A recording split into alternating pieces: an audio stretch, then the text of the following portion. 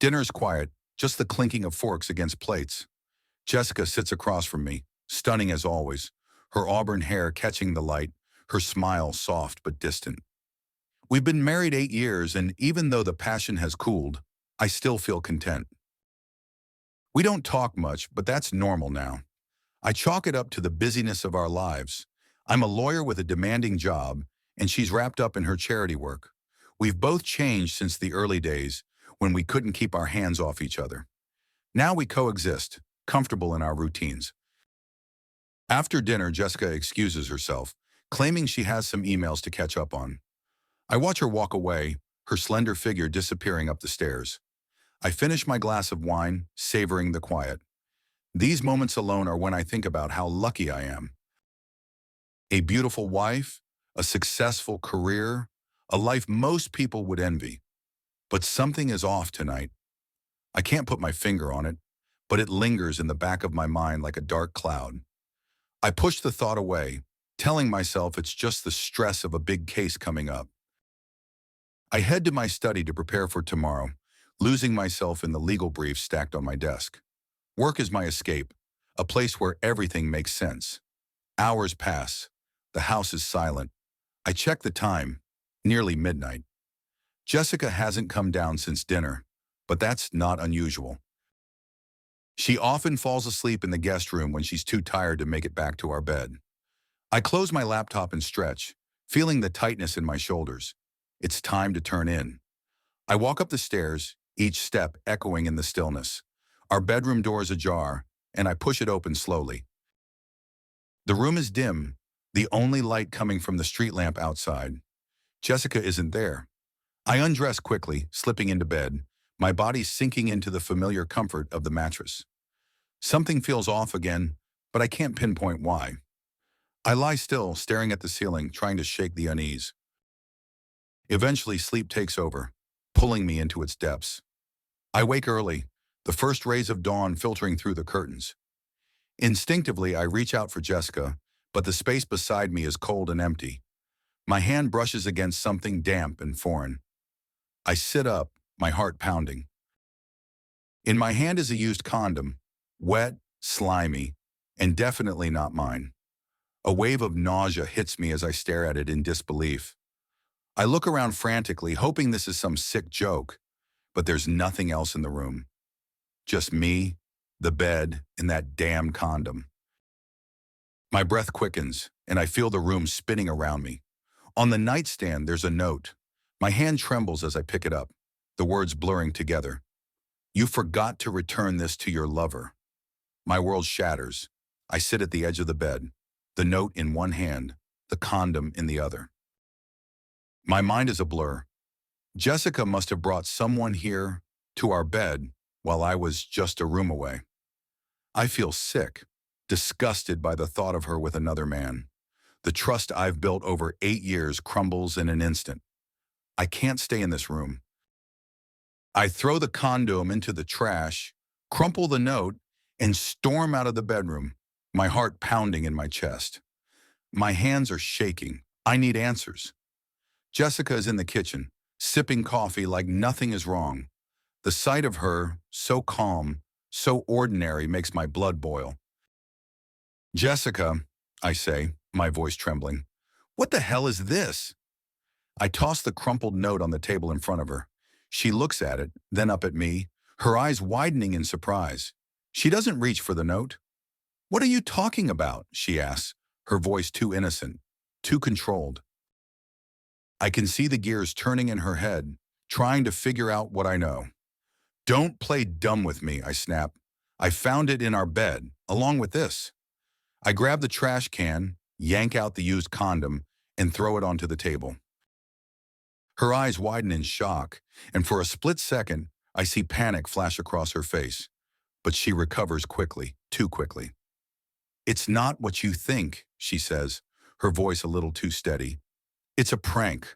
Someone's trying to mess with us. She's lying. I can see it in the way her eyes dart to the side, avoiding mine. A prank? I laugh bitterly. Who the hell would do something like this? And why? I step closer, the rage boiling over. You think I'm an idiot? You think I won't find out? She stands up, her face flushed. Mark, calm down. You're overreacting. It's probably just on some sick joke. I'm not overreacting, I hiss. I'm done playing games. Tell me the truth, Jessica. Who were you with last night? She freezes, her mouth opening and closing, as if searching for the right words. But nothing she says will change what I already know. I turn away, unable to look at her any longer. I'm going to find out, I say quietly, my voice cold. And when I do, you'll regret this. I leave the kitchen before she can respond, grabbing my keys and heading for the door. I need air, space to think. The betrayal is too much to process all at once. I drive aimlessly, my mind racing with 1,000 thoughts. Images of Jessica with another man flash in my mind, each one more painful than the last. She's lying, that much is clear. But how deep does this go? How long has she been doing this behind my back? The questions gnaw at me, each one more tormenting than the last. I park the car near the office, but I can't bring myself to go inside. Instead, I sit in the car, staring blankly ahead. My life feels like it's unraveling, everything I thought I knew being pulled out from under me. The anger is overwhelming, but there's something else beneath it, an aching sadness that I can't shake. How could she do this to me? To us? I can't let this slide. I need to know the truth, no matter how ugly it is. I reach for my phone and scroll through my contacts until I find the number I need. John, I say when he answers. I need your help. It's personal. John is a private investigator I've worked with on several cases. He's discreet, thorough, and ruthless when he needs to be. If anyone can find out what Jessica's been up to, it's him. We arranged to meet at a cafe near his office. When I walk into the cafe, John is already there, sipping a cup of coffee. He's a grizzled man in his 50s, with a sharp mind and even sharper instincts. He raises an eyebrow as I sit down, clearly seeing the tension in my face. Mark, he says, leaning back in his chair. What's going on? I tell him everything, from the condom to the note, to Jessica's lame attempts at denial. As I talk, the shock starts to wear off, replaced by a cold determination. John listens without interrupting, his expression growing more serious by the minute. When I'm finished, he nods slowly. This is bad, Mark, real bad. But we'll get to the bottom of it. I'll start digging around, see what I can find. I'll need access to her phone records, emails, anything you can get me. I'll get it, I say firmly. Whatever you need. John agrees to start immediately and we part ways. I feel a sense of relief knowing that I'm doing something, taking control of the situation. But it's a fragile relief, easily shattered by the thought of what John might uncover. The drive back home feels like a journey through hell. Each mile brings me closer to the house, to Jessica, and to the truth that I'm dreading. When I walk through the door, Jessica's waiting for me, her eyes red as if she's been crying. She tries to reach out to me, but I brush past her, heading straight for my study. I need to distance myself from her, to think clearly without her presence clouding my judgment. But she follows me, persistent. Mark, please, she says, her voice trembling. I swear, I don't know how that got there. You have to believe me. I turn to face her, my expression hard. Why should I believe anything you say? You're lying to me, Jessica. I can see it in your eyes. I'm not lying, she insists, but her voice wavers. I love you, Mark. I would never... Stop, I cut her off, holding up a hand. Just stop. I don't want to hear it. The look of hurt on her face is almost enough to break through my anger, but I can't let it. Not now. Not until I know the truth. I shut the door to my study, leaving her standing there. I can't bear to be near her right now. I need to think, to plan. The next few days pass in a blur. I throw myself into work, avoiding Jessica as much as possible. She tries to talk to me, to explain, but I shut her down every time. I can't listen to her lies anymore. The only thing keeping me sane is knowing that John is out there, uncovering the truth. One evening, as I'm finishing up some paperwork, my phone buzzes with a message from John.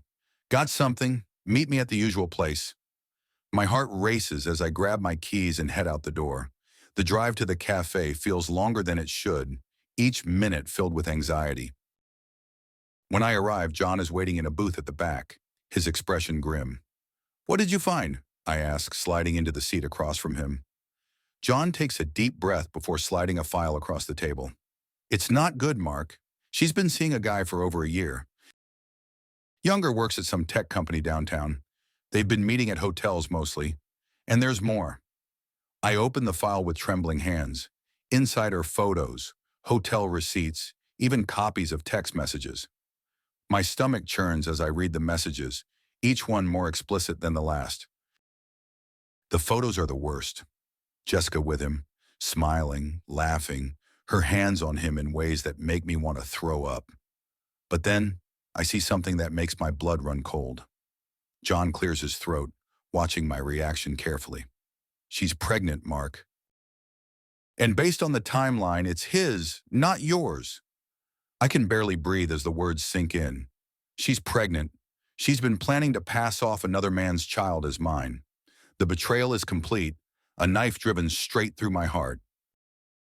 I close the file and shove it away, unable to look at it any longer. "What do I do?" I ask, my voice hollow. John leans forward, his expression serious. "You need to protect yourself, Mark. Legally, financially.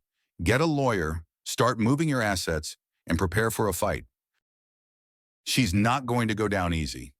I nod numbly, the weight of what I have to do settling on my shoulders. This isn't just about infidelity anymore. It's about deception, betrayal, and the calculated destruction of my life. I leave the cafe feeling like I'm walking through a nightmare, but there's no waking up from this. The truth is out, and now I have to act. Back home, I sit in the dark, the evidence from John still heavy in my hands.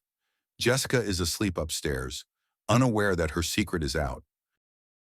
I stare at the ceiling, my mind racing with plans, strategies, and the cold, hard reality of what comes next. I've been a fool, but no more. The game has changed, and now it's my turn to make the moves. My mind races as I stare at the file on my desk. Every damning detail about Jessica's affair is laid out in black and white. The text messages, the hotel receipts, the pictures, everything confirms what I feared. But it's the knowledge that she's pregnant and that it's his, not mine, that sends me over the edge. The betrayal isn't just personal anymore. It's a calculated plan to ruin me. I can't confront her yet, not until I have everything in place. I've always been a man of control, and now more than ever, I need to keep that control. If I go at her now, in a fit of rage, I'll lose everything. She'll turn it against me. So I decide to play the long game. The first thing I do is call my accountant. I instruct him to start moving assets into different accounts, ones Jessica doesn't know about. He doesn't ask questions. He knows better than that. But I can hear the concern in his voice as he agrees to handle it. I'm a lawyer. I know how to protect what's mine. Next, I start documenting everything. I install cameras in the house, hidden in places she won't find them. I want every interaction, every conversation recorded. If this goes to court, I'll need evidence, and I'll need it to be airtight. I go through her phone when she's asleep, taking screenshots of messages, saving them to a secure cloud account she can't access. I track her movements, noting every time she's out longer than usual, every unexplained expense.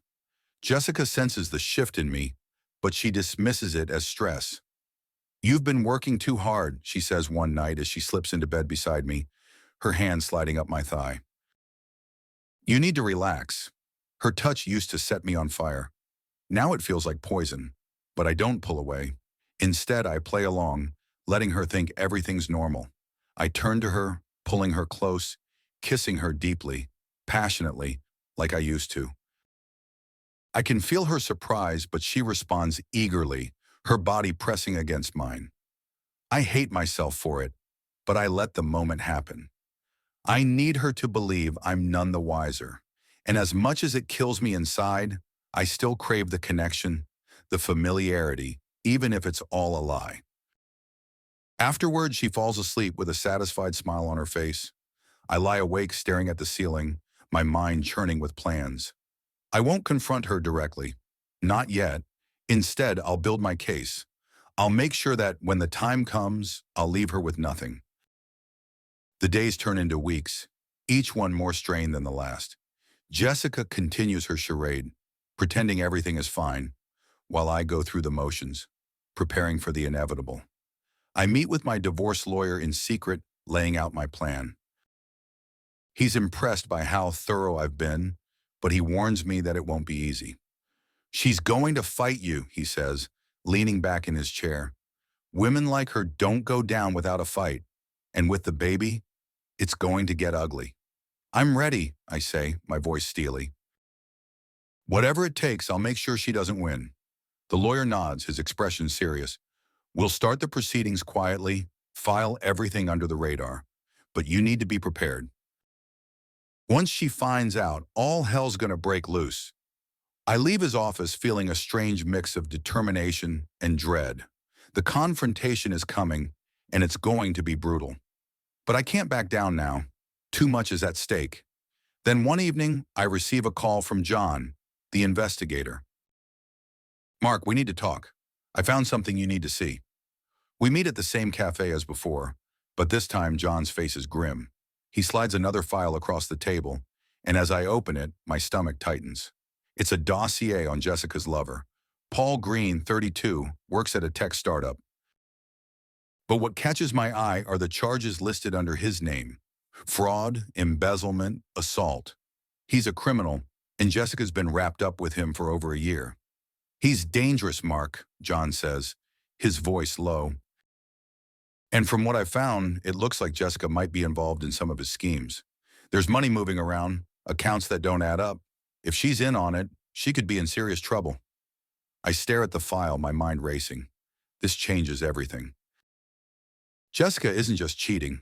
She's involved with a criminal, possibly using my money to fund their schemes. The stakes have just gotten a lot higher. Does she know you're on to her? John asks. No, I say, shaking my head. She thinks I'm clueless.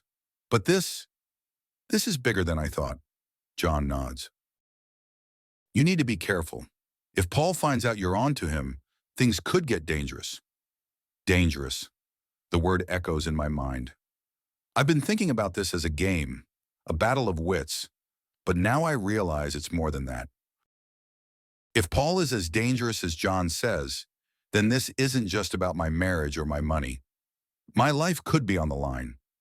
I leave the cafe, my mind buzzing with possibilities. I could go to the police, but without concrete evidence, it could backfire. No, I need to be smart, play this out carefully. I need to get Jessica to turn on Paul, to make her think she has no choice but to come to me. If I can do that, I can take them both down. The next few days are a blur of planning. I plant seeds of doubt in Jessica's mind, subtle hints that I know more than I'm letting on. I make cryptic comments about money, about trust, watching her closely for any signs of panic. She starts to unravel little by little, her nerves fraying as she tries to keep up the facade. Then one night, I make my move. We're having dinner, and I casually mention that I had a conversation with our accountant. He found some discrepancies, I say, watching her reaction closely.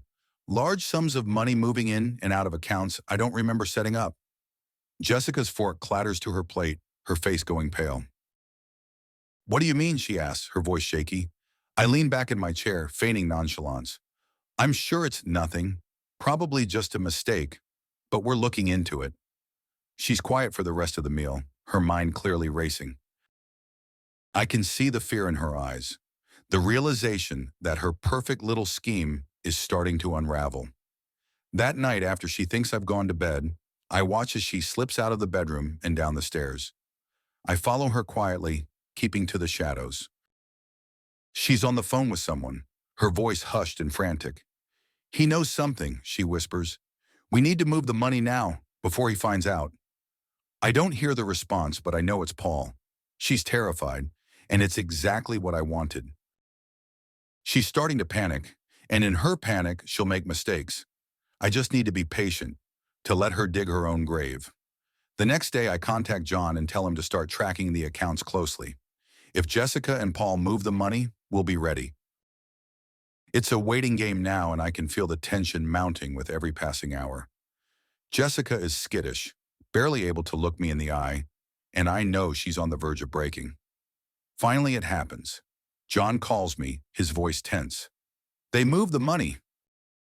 It's in an offshore account now under Paul's name. Did you get the records? I ask, my heart pounding. Everything. It's all documented. We've got them, Mark. I hang up, a wave of relief washing over me. It's done. I have everything I need to destroy them both. But there's still one last thing to do. That evening, I tell Jessica we need to talk. She's nervous, but she tries to hide it, forcing a smile as she sits down on the couch across from me. What's going on? She asks, her voice strained. I don't waste time. I lay it all out. The affair, the money, Paul's criminal record. I show her the documents, the photos, the evidence John gathered. Her face goes white as she realizes the full extent of what I know. You're finished, Jessica, I say, my voice cold. I'm filing for divorce and I'm taking everything. You'll be left with nothing. She stares at me, her eyes wide with fear. Mark, please, we can work this out, she pleads, but there's no conviction in her voice.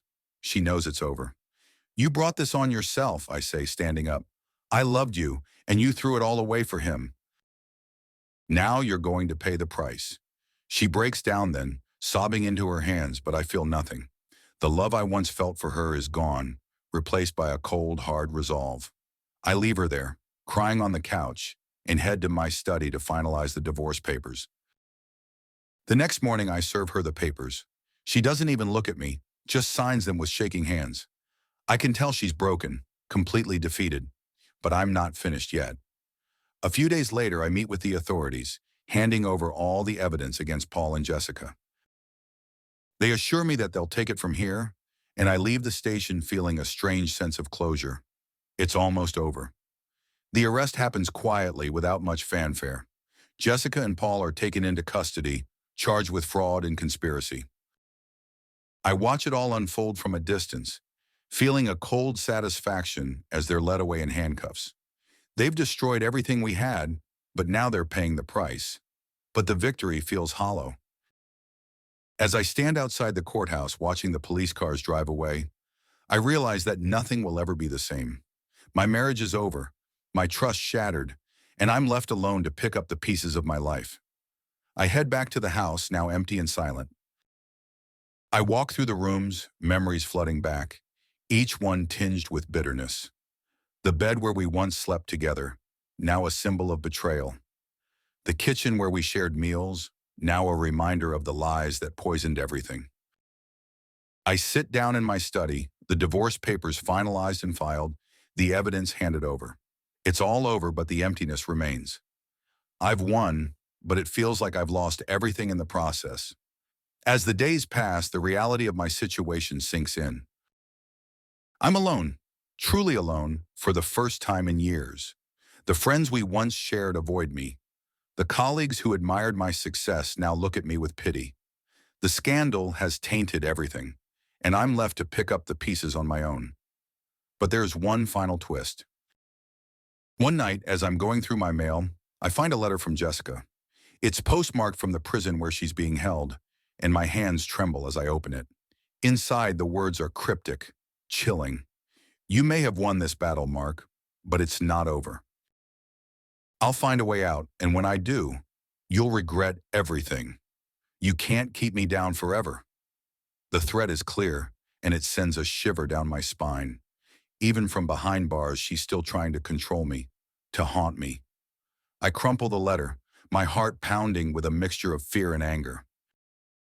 As I stand in my study staring at the crumpled letter, I realize that the battle isn't truly over.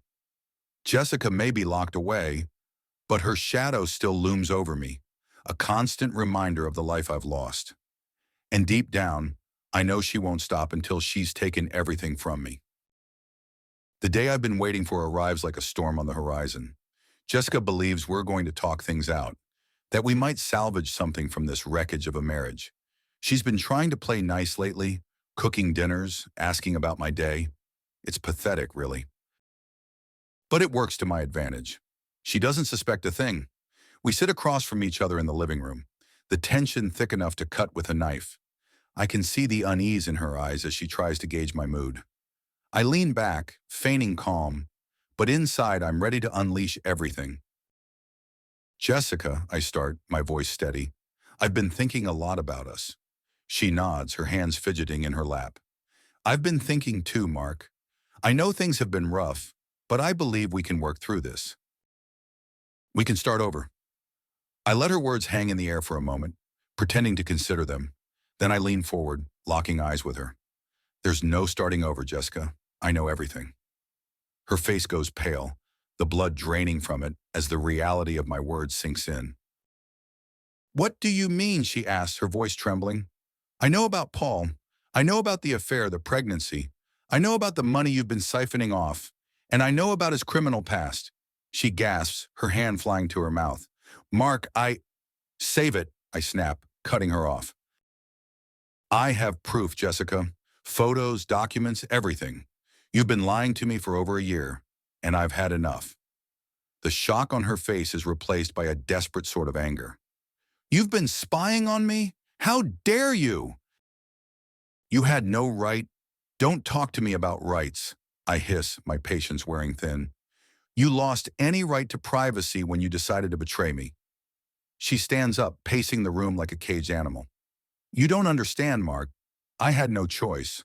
Paul, spare me the excuses, I say coldly. You're just as guilty as he is.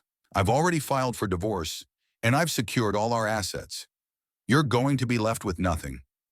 Jessica stops in her tracks, her eyes wide with fear. You can't do that. The baby isn't mine, I say, my voice ice cold. And you know it. Tears fill her eyes, but I feel nothing. She brought this on herself. You'll ruin me, she whispers, sinking back onto the couch. Please, Mark, don't do this. We can work something out. There's nothing to work out, I reply, standing up. I'm done with you. The only reason I'm telling you this now is because I want you to know that I'm in control. Not you. Never again. She looks up at me, her eyes filled with a mixture of hatred and despair. You'll regret this, she says, her voice low and venomous. I'll make sure of it. I shrug, unaffected by her threat. You've already lost, Jessica. There's nothing more you can do to me. I walk out of the room, leaving her there to stew in her own misery. It's over. I've won. But as I close the door behind me, a sense of unease settles in my gut. Jessica isn't the type to go down without a fight, and I know deep down that this isn't the end. The next few days are a whirlwind. The divorce papers are filed, the assets secured, and I'm starting to see the light at the end of the tunnel. But there's still the matter of Jessica and Paul. They're dangerous, and I can't afford to let my guard down. One evening, as I'm going through some documents in my study, the doorbell rings. I glance at the clock, 9 p.m. Strange, I'm not expecting anyone. I open the door cautiously, and there she is.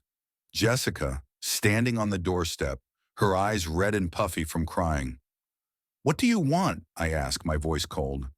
Please, Mark, she says, her voice breaking. I need to talk to you. It's important. I hesitate, but then step aside, letting her in. She walks past me, her shoulders slumped, and I can see that she's a wreck. It's a far cry from the confident, manipulative woman I've come to despise. But I'm not falling for it. Not again. We sit down in the living room, and I watch her closely, waiting for her to speak. I know I've hurt you, she begins, her voice barely above a whisper. I made mistakes, terrible mistakes. But Paul, he's dangerous, Mark. You don't understand what he's capable of. I narrow my eyes at her. What are you talking about? She wrings her hands, looking down at the floor. He threatened me. If I didn't go along with his plans, he said he'd hurt me. And now he's coming after you. A chill runs down my spine, but I keep my expression neutral. Why should I believe you? You've lied about everything else. Because I'm scared, she says, finally meeting my gaze. You think I'm some heartless bitch, but I'm terrified, Mark. Paul's not just a criminal. He's violent. I've seen what he can do. I study her, trying to decide if this is another one of her games. But there's a genuine fear in her eyes, a desperation that's hard to fake. What does he want? I ask. Hey. She takes a deep breath. Money, power. He was using me to get to you, to get to your money. But now that you've cut him off, he's losing it. He blames you for everything. And what about the baby? I ask, my voice hard. She flinches, tears welling up again. I was scared. I didn't know what to do. Paul wanted me to pass the baby off as yours so he could have a claim on your money. But I knew it was wrong. I didn't know how to get out of it. I sit back, processing everything she's told me. It's a lot to take in, and the anger I feel is almost overwhelming. But there's something else now. Fear. If what she's saying is true, then I'm in more danger than I realized. What do you want from me, Jessica? I ask finally. I need your help, she says, her voice trembling. I can't do this alone. If you don't help me, Paul will come after both of us. Please, Mark. I know I don't deserve it, but I'm begging you. I stare at her, the woman who's caused me so much pain, now asking for my help. The rational part of me knows I should walk away, leave her to deal with the mess she's created. But another part of me, the part that still remembers the love we once shared, hesitates. Finally, I make my decision. All right, I say, my voice firm. I'll help you. But this doesn't change anything between us. Once this is over, you're out of my life for good. She nods, relief flooding her face. Thank you, Mark. I promise I won't let you down. I don't respond. There's no point. I'm not doing this for her. I'm doing it for myself, to protect what's mine, and to finally end this nightmare. The next few days are a blur of activity. I start working with John, gathering more information on Paul, trying to find a way to take him down without getting caught in the crossfire. Jessica stays at a friend's place, out of sight, while I put the pieces together. We arrange a meeting with Paul under the guise of negotiating a deal. Jessica insists on coming along, saying that Paul will only trust her. I'm reluctant, but she's right. If we're going to lure him in, we need to play this carefully. The night of the meeting arrives and my nerves are on edge. We meet at a warehouse on the outskirts of town, a place that Paul chose. It's dark, the only light coming from a few flickering bulbs hanging from the ceiling. The air is thick with tension as we wait. Jessica stands beside me, her face pale but determined. Are you sure about this? She whispers. I nod, my eyes scanning the shadows for any sign of movement. We don't have a choice.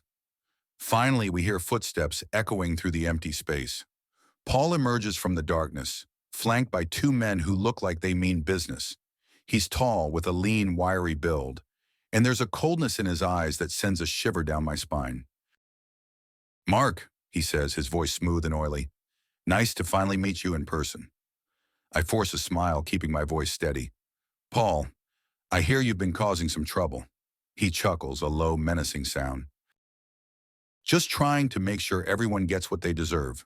I glance at Jessica, who's standing stiffly beside me, her hands clenched into fists. Let's get this over with, I say, my patience wearing thin. What do you want? Paul's smile widens and he takes a step closer. Simple. I want what's mine. Jessica and I had a deal, and you're going to honor it. And if I don't, I ask, already knowing the answer. His smile fades, replaced by a hard, dangerous look. Then things get ugly. For a moment, the tension is so thick I can barely breathe. Then, without warning, the sound of police sirens pierces the air, followed by the screeching of tires. Paul's eyes widen in shock, and he turns to run, but it's too late.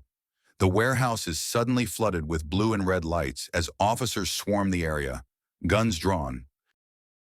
Paul's men try to fight back, but they're quickly overwhelmed. Within minutes, Paul is on the ground, handcuffed and being hauled away by the police. I watch the scene unfold, my heart pounding with a mixture of relief and adrenaline. Jessica stands frozen beside me, her eyes wide with disbelief. How? I turn to her, my expression unreadable. I called in a favor. I wasn't going to let you face him alone. She stares at me, tears brimming in her eyes. Thank you, Mark. I don't know what would have happened if you hadn't. I cut her off, my voice cold. Don't thank me. This changes nothing. Once this is over, we're done. She nods, wiping away her tears. I understand. The police finish up their work, and Paul is taken away, along with his men. The nightmare is finally over. As I watch the last of the police cars pull away, a sense of emptiness settles over me. I've won, but it feels hollow. Jessica and I stand in silence for a moment, the weight of everything that's happened hanging between us. Finally, she speaks. I know I've lost you, Mark, but I'm sorry for everything. I really am. I don't respond. There's nothing left to say. Without another word, I turn and walk away, leaving her standing there in the cold, empty warehouse. It's over, but the cost has been higher than I ever imagined. When I get home, the house feels different. It's quieter, emptier, and the memories that once filled it now feel like ghosts haunting the halls. I sit down in my study, staring at the divorce papers on the desk. The victory feels meaningless.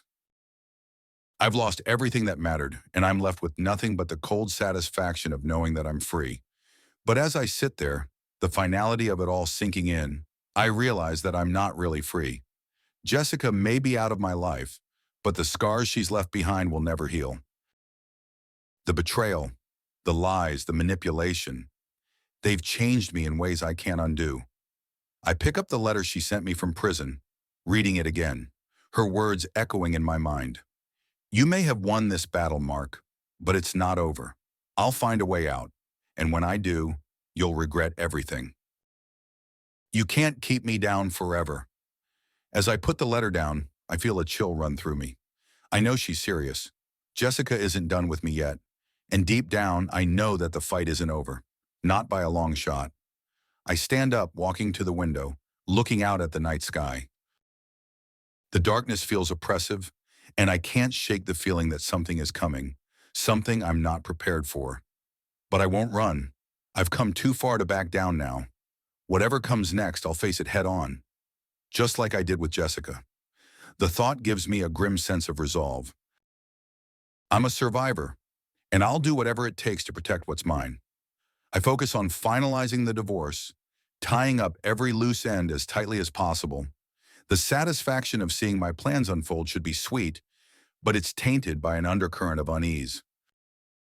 The night Jessica walked out of my life, she promised revenge. I can't forget that. So when my car is keyed one morning, deep gouges running the length of it, I know she started her campaign of retaliation. I stare at the damage, my hands clenched into fists. It's just a car, but it's not the act itself that shakes me. It's the message behind it. Jessica is lashing out, and I have no idea what she'll do next. I've been careful, methodical, but the tension is starting to wear me down. Every day feels like I'm waiting for the next blow to fall. I hire a security firm to install cameras around the house. They cover every angle, every possible point of entry. It's not enough to ease the anxiety gnawing at me, though. I keep thinking about Jessica's lover, Paul. He's dangerous, and she's desperate. A bad combination. I need to stay one step ahead, but they're unpredictable. It's a delicate balance, playing defense while preparing for offense. One evening, as I'm reviewing case files, the doorbell rings. My pulse quickens. I'm not expecting anyone. I grab my phone and pull up the security feed. It's just a delivery driver holding a package. But my nerves are shot, and I don't relax until I see him leave. The package sits on my desk, a small, innocuous box. I open it carefully, half expecting something sinister. Inside, there's a single sheet of paper folded over a USB drive. The paper is blank except for one line. Play it. I plug the drive into my laptop, my heart thudding in my chest. A video file pops up. I press play. Jessica's face fills the screen. She's sitting in what looks like a cheap motel room, her eyes red and puffy. She looks directly into the camera, her voice shaky but clear. Mark, if you're watching this, it means I'm out of options. Paul's gone off the rails. I tried to stop him, but he's planning something. Something bad. He's talking about ruining you completely, taking everything you've built. I thought I could control him, but I was wrong. I'm scared, Mark. I don't know what to do. She pauses, taking a shaky breath. I know you hate me. I don't blame you, but I need your help. If Paul isn't stopped, he'll destroy both of us. I'm leaving this with someone I trust.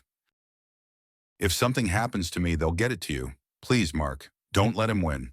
The video cuts off abruptly, leaving me staring at the screen in stunned silence.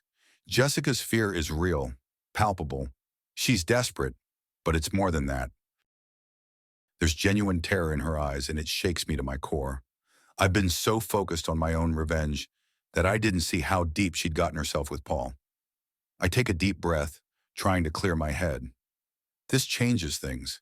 If Paul really is planning something, I need to be ready.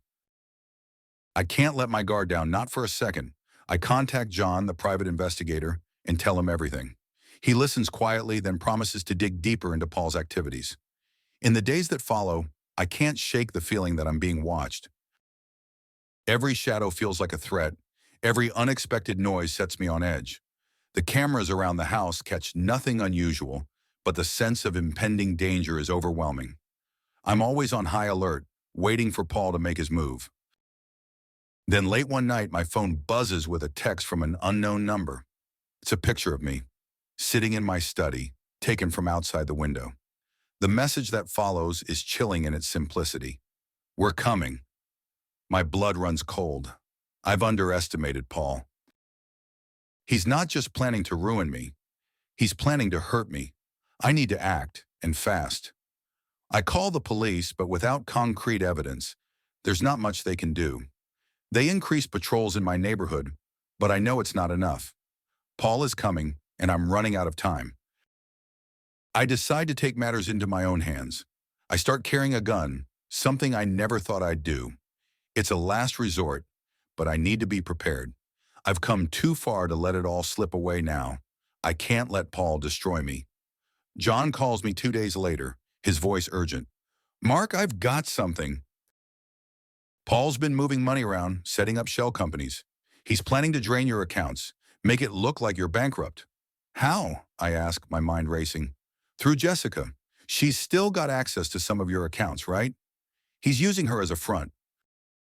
If he pulls it off, you'll be ruined financially. My grip tightens on the phone. Can you stop it? I'm working on it, John says. But you need to confront her. Make her stop him before it's too late. I hang up, my mind whirling.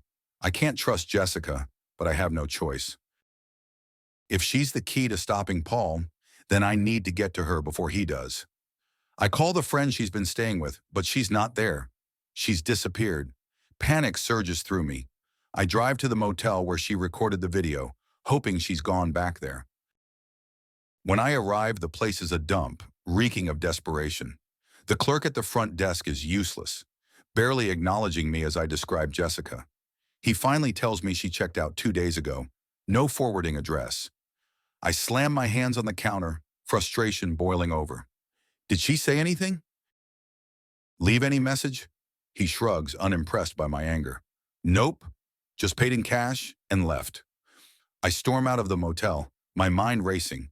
Jessica's gone, and Paul is tightening the noose. I feel like I'm chasing shadows, always one step behind. But I can't give up now. There has to be a way to stop this. I spend the next few days on edge, barely sleeping, constantly checking my phone for any sign of Jessica. The tension is unbearable. Then just when I'm about to break, John calls with a lead. She's at a warehouse on the east side. It's Paul's place. I don't know what they're planning, but it's happening tonight. My heart pounds as I grab my gun and head out. The drive to the warehouse is a blur, my thoughts racing. I don't know what I'll find when I get there, but I know I have to end this. Paul and Jessica have pushed me to the edge, and now it's time to push back. The warehouse is dark and deserted, but I see a faint light coming from inside. I park a distance away and approach cautiously, gun in hand. As I get closer, I hear voices, Jessica's, pleading, and Paul's, cold and menacing. I slip through a side door, moving silently through the shadows. The voices are clearer now, coming from a small office at the back of the warehouse. I creep closer, peeking through the cracked door. Jessica is tied to a chair, her face bruised, tears streaming down her cheeks. Paul stands over her holding a gun, his expression twisted with rage. You thought you could play me? He sneers. You and your pathetic ex-husband. I'll kill you both. Jessica sobs, shaking her head. I didn't mean to, Paul. Please, let me go. I'll do whatever you want. Paul laughs, a harsh, grating sound. It's too late for that. You're just as worthless as he is. But don't worry, you'll see him again. Soon enough. I step into the room, my gun raised. Not if I have anything to say about it. Paul spins around, his eyes narrowing when he sees me. Well, well. Look who decided to show up. You're just in time to watch me finish what I started. I keep my gun trained on him, my voice steady. Let her go, Paul. This doesn't have to end in blood. He smirks, raising his own gun.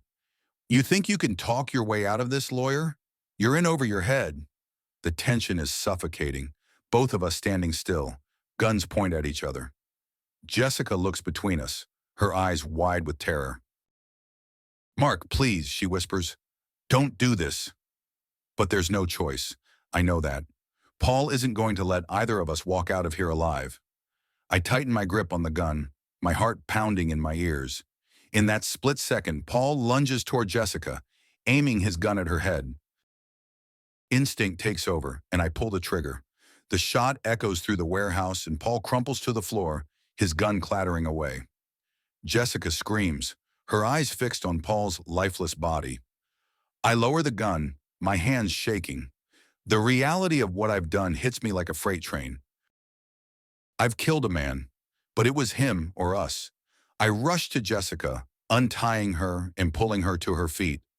With Jessica in prison and the divorce finalized, the dust begins to settle. But the quiet that follows isn't peace.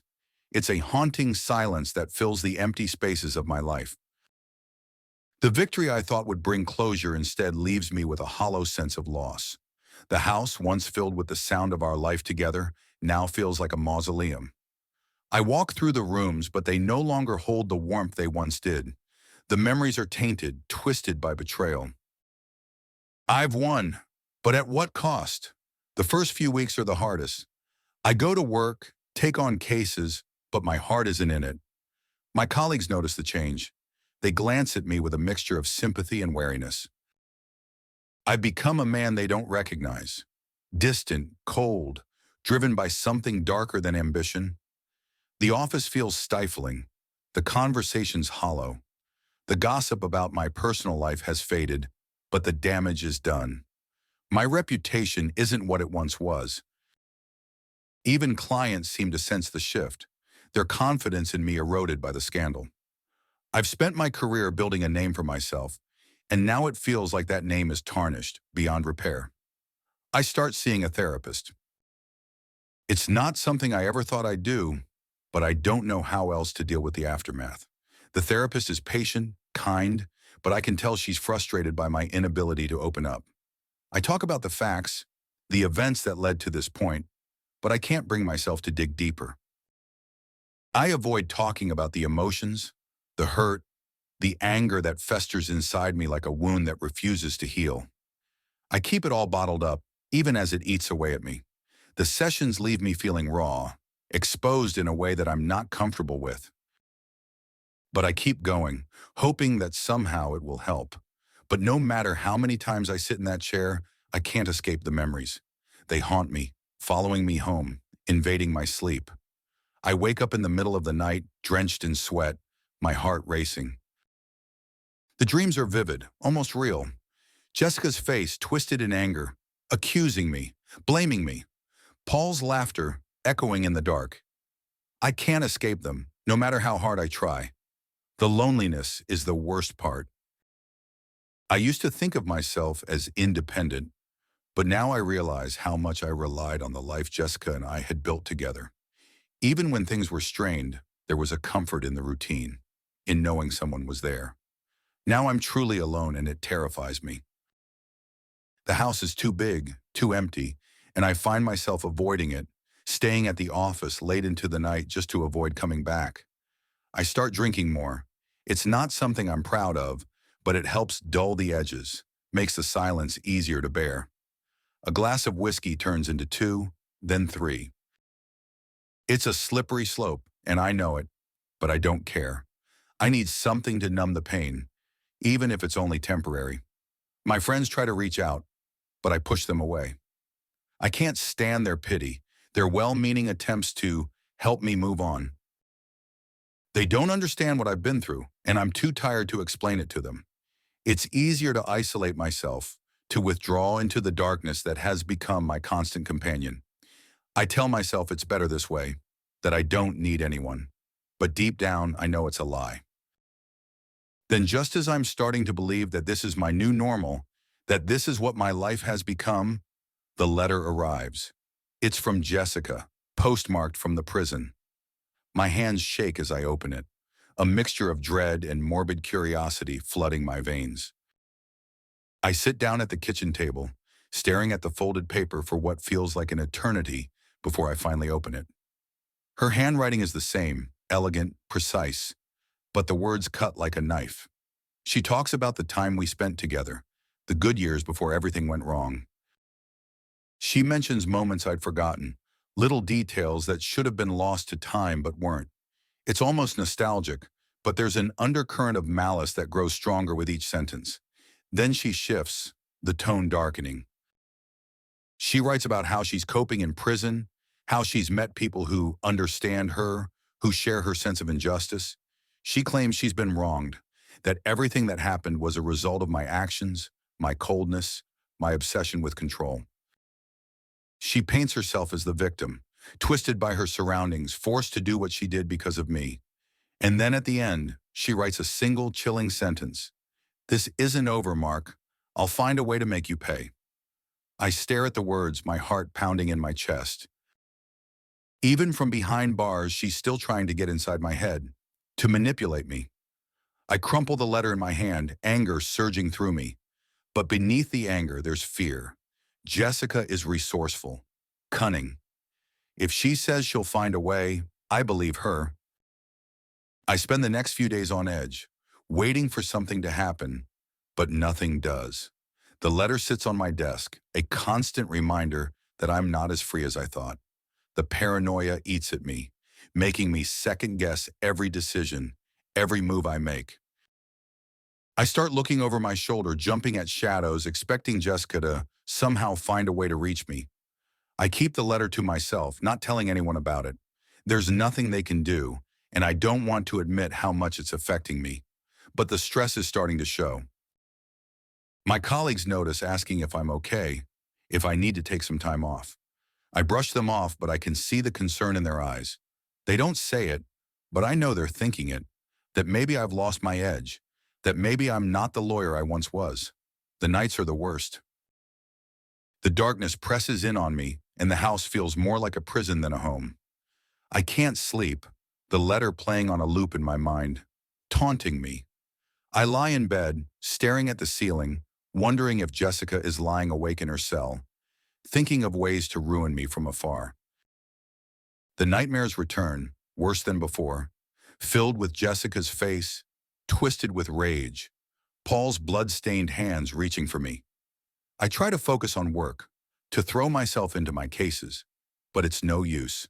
The paranoia is too strong, the fear too overwhelming. I start avoiding the office, retreating into my house, locking the doors, drawing the curtains. The isolation that once felt like a choice now feels like a necessity, a way to protect myself from whatever Jessica might have planned. But I can't live like this forever.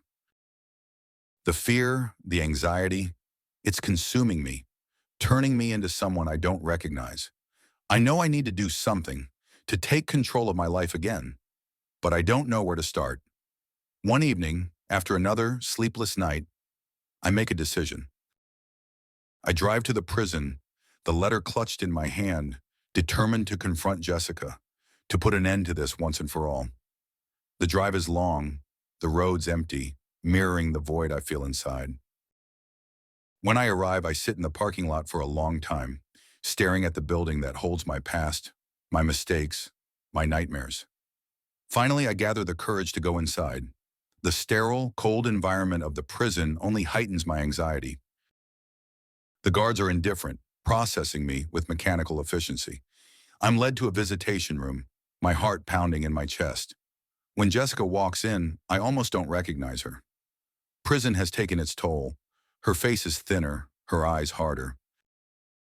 But there's still that familiar glint in her eyes, that manipulative spark that once drew me in. She sits down across from me, a smile curling her lips, as if she's won some twisted game. "Mark," she says, her voice sweet, mocking. "I didn't expect to see you here." I slide the letter across the table, my hands steady despite the turmoil inside me. "What do you want, Jessica? Why can't you just let this go?" She picks up the letter, glancing at it with feigned disinterest before setting it back down. "Let it go?" "Oh, Mark, you should know me better than that. I always get what I want, and what I want is to see you suffer." Her words are like a punch to the gut, but I don't flinch. I won't give her the satisfaction. "You've already done enough damage. There's nothing left for you to take." She leans forward, her eyes narrowing. "You're wrong. There's always something to take, something to destroy, and I won't stop until I've taken everything from you." I stare at her, the woman I once loved, now twisted beyond recognition. I realize in that moment that there's nothing I can do to change her, to make her see reason. She's consumed by her own hatred, and she won't stop until she's satisfied. But I won't let her win. I stand up, my voice firm, resolute. "Do what you want, Jessica. I'm done with you. You don't control me anymore." Her smile falters for just a second, and I see a flicker of doubt in her eyes. It's small, but it's there. I turn and walk out of the room, not looking back. For the first time in months, I feel a sense of closure, a sense of peace. I'm done living in fear. Jessica can threaten, she can plot, but I won't let her take any more from me. I've spent too long in the dark, and it's time to step back into the light. The letter from Jessica sits on my desk, a constant reminder that my past isn't as buried as I'd like it to be. I read it again, the words searing into my mind. "This isn't over, Mark. I'll find a way to make you pay." Even from prison, she's trying to control me, to keep her grip on my life. I wonder if I'll ever be truly free of her. I try to move on, to rebuild the pieces of my life that are left. But it's not easy. My colleagues keep their distance, unsure of how to approach me after everything that's happened. The office, once a place where I felt in control, now feels alien. I go through the motions, but the passion I once had for my work is gone. It's as if a part of me has died, and I'm not sure how to bring it back. I think about everything that's transpired, the betrayal, the lies, the endless manipulation. I wanted revenge and I got it, but at what cost? I've won the battle, but I've lost so much more. The man I used to be, the man who believed in justice, in doing what's right, feels like a stranger to me now. I've been consumed by darkness, and I don't know if I'll ever find my way back. Therapy helps, but only to a point. I talk about the events, the facts, but I still can't bring myself to delve into the emotions that linger beneath the surface. The therapist tries to push me, to get me to open up, but I resist. It's easier to keep it all locked away, to pretend that I'm fine, but I'm not. The nightmares persist, and the fear that Jessica will somehow reach out from the confines of her cell and destroy what little peace I have left is ever present. I stand at the edge of my property one evening, looking out over the expanse of land that once felt like a sanctuary. The night is quiet, the sky dark, but there's no peace in it for me. I've been fighting for so long, trying to hold on to something that's already gone. The life I had, the man I was, they're gone, replaced by someone I barely recognize. I think about Jessica's letter, about the threat it carries. She's still dangerous, still capable of causing havoc even from behind bars. And I know she's right. This isn't over. It never will be, not as long as she's alive. The thought chills me, but I push it aside. I can't live in fear forever. I need to find a way to reclaim my life, to move forward, even if it means confronting the darkness within myself. As I turn back to the house, I feel a strange sense of resolve. I've come this far, And I can't let Jessica or the memory of her control me anymore. Whatever the future holds, I'll face it head on, just like I did with her. I've survived this long, and I'll survive whatever comes next. But as I walk back inside, I can't shake the feeling that this is only the beginning. Jessica's influence still lingers, like a shadow that refuses to fade. I wonder if I'll ever be truly free of her, or if she'll continue to haunt me, even from a distance. The thought of a future confrontation looms in my mind, and I know that if it comes, I'll have to be ready. The finality of it all weighs heavily on me. I'm free, but at what cost? The life I had is gone. The man I was is shattered. And all that's left is the cold reality of a future shaped by betrayal and revenge. I don't know if I'll ever find peace, or if the darkness that's taken root in my soul will ever lift. But I do know one thing. I'll face whatever comes, just like I did before. And if Jessica tries to come back into my life, I'll be ready.